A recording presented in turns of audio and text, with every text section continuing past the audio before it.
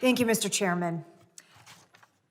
Today, I want to bring attention to a Florida grand jury report dated March 29th, 2023, containing alarming details about the Office of Refugee Resettlement's role in the trafficking of minors.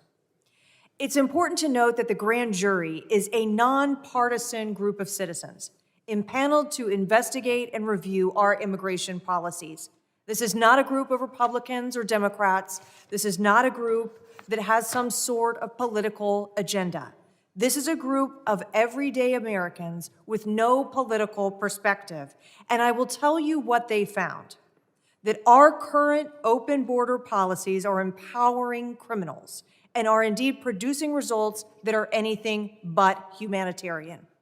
The report details critical failures in our process, both in the screening of minors and in the screening of sponsors, that serve to empower drug cartels and criminal organizations and put those who are crossing our border in this way in peril of being trafficked, exploited, and harmed. The grand jury noted that our federal agencies are often not conducting background checks on sponsors, criminal background checks, address verification, or child abuse checks. According to the report, the children interviewed knew very little about the individuals who transported them during their journey across the border, and disclosed that the individuals who transported them were coyotes. One child disclosed that during her journey, several members of her group were robbed, attacked by gang members, decapitated, and raped, and that she herself was a victim of rape. And here's why this is important.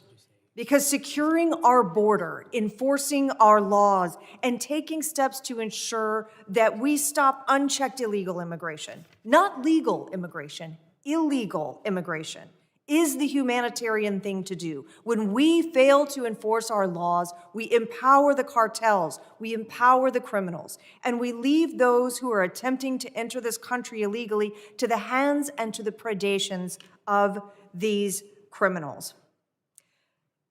The grand jury also noted as follows: the public is led to believe that the process described by our federal government in documents and in popular media accounts at least resembled the truth. ORR asserts that children fleeing from danger are adequately identified, properly cared for, and reunited with their families here in this country. In reality, ORR is facilitating the forced migration, sale, and abuse of foreign children.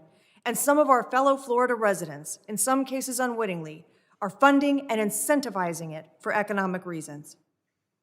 These entities encourage unaccompanied children to take and/or be subjected to a harrowing trek to our border, ultimately abandoning significant numbers of those who survive the journey to an uncertain fate with persons who are largely unvetted. This process exposes children to horrifying health conditions, constant criminal threat, labor and sex trafficking, robbery, rape, and other experiences not done justice by mere words.